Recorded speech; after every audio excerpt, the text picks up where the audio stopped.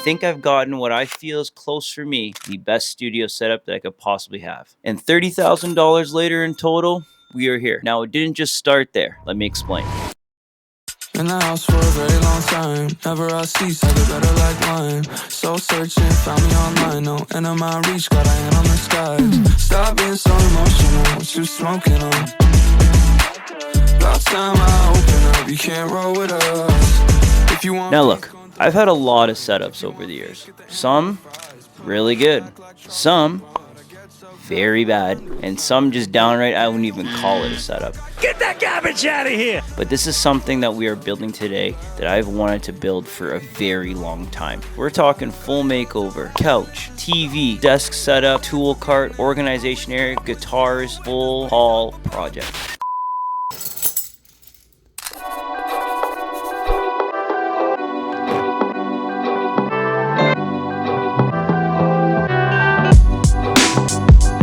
Okay, so we are now back from IKEA at this point. Let me tell you one thing about IKEA. Do not go there on the weekend because it's rammed full of so many people. One of the things I definitely wanted to focus on was decor. So one of the things I did purchase was the IKEA Lex shelves, the small square ones. Those ones are going to go into the corner where the slat wall is going to sit. I have an idea to kind of make it like a nice modern aesthetic. Number two was a pegboard. Now, I know the pegboard for IKEA has been done all the time, the Scatus pegboard, but I also did have an idea for this. I want to make a bit of a power station right next to the couch. It's gonna be for when people come over, they need to charge their phones, they need to charge camera gear. Just when I'm sitting and editing, I have anything that I need to charge off to the side. Also, day one, my parents did come over. Huge shout out to my dad, guy's a legend. He's good on the tools. I am not. Because there's a lot of jobs, including the slat wall, taking the TV off the wall, that I could generally not do by myself. So shout out my dad. He was a lot of help when it came to that. Putting up the slat wall wasn't too difficult. All the slats were already cut in place, so it was more just lining them up. The only one that we had to do was at the top corner. There's a little bit of a bump out that comes across in the wall, so we had to make accommodations for that. We actually didn't use screws, believe it or not. We used command strips. Now, if you're installing slat walls in your own setup, highly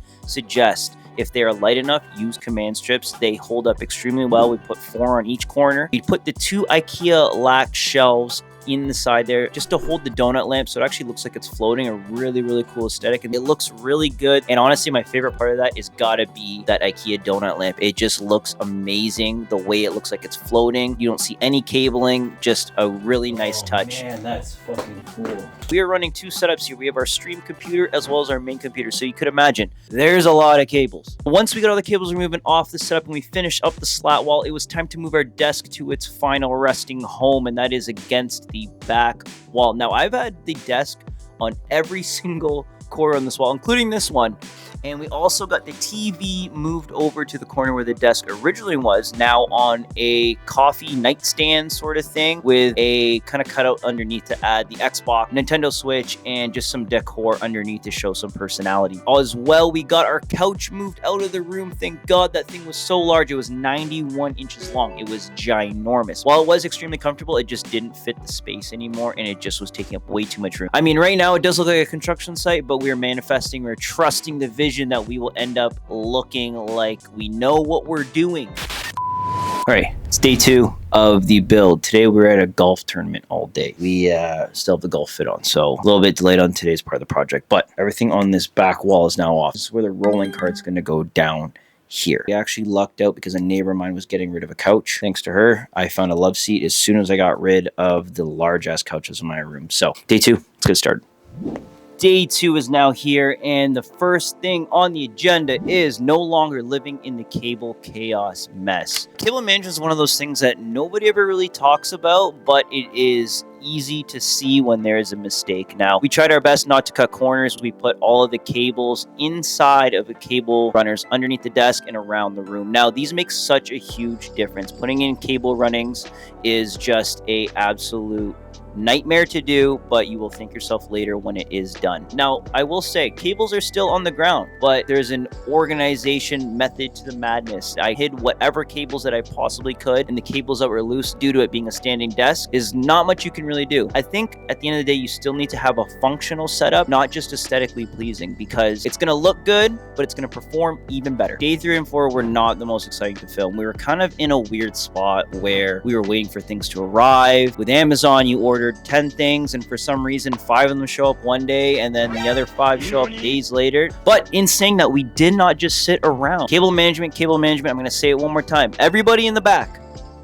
cable management. It had to be done. No one likes doing it, but trust the process. The biggest thing in cable management today was chipping away at the console area. Now, it doesn't look the greatest back there, I'm not going to lie, but we did as best as we could with the cables that we had. Now, there's a lot of things that are sitting underneath there and plugged into the power bar.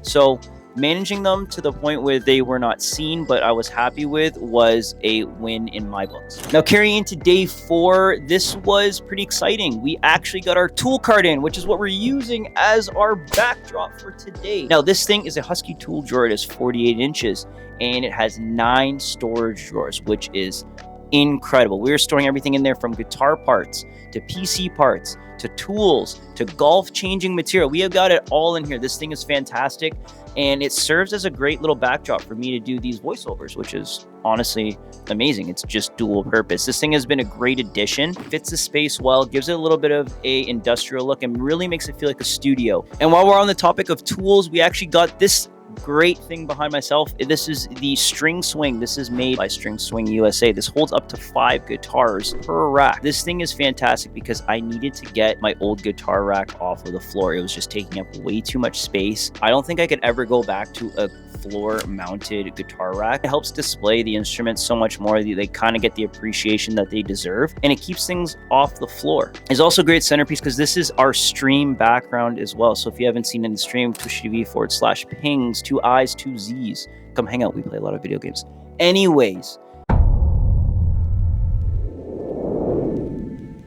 day 5. This was an absolutely huge push. This is where we really want to get everything done. So everything is starting to come together. We went full send on the audio rack today. This is what houses all of my microphones, audio interface, preamps, all that sort of stuff. We went full send on wiring, making sure that everything was in its place. We did change our monitor mount. So you guys will notice that we did change our layout of the monitor. The biggest thing that you will notice is that we are on a stacked layout now. We have my 27-inch MSI OLED monitor stacked on top with a BenQ IPS screen. This is also a 27-inch screen. To the left of that, we now have our portable monitor. This is a 15-inch Azapar monitor, and we have it in a vertical orientation. This is perfect for when I'm reading chat, as it's right beside now my webcam. This is also a great spot where I put Spotify when I'm sort of just chilling in the background. Any small tasks where I need to glance over very quickly, this does serve its purpose. I just wanted to change things up. I feel 2026, since we're doing a full renovation of this room and really trying to give a different feel, I said, why not go with a stacked monitor layout? It's always something that I wanted to do. The monitor mounts that we are using in this are the Prime Cables ones, as well as Vivo mounts. There's kind of a mixture of ones because I do have quite a few different monitor mounts that I've used over the years and I've kept them. So we just use a mixture orientation of them. Sometimes you just gotta try something different and trust the vision, and I'm thankful that I did. This was such a great move, and I think it's gonna serve the space extremely well.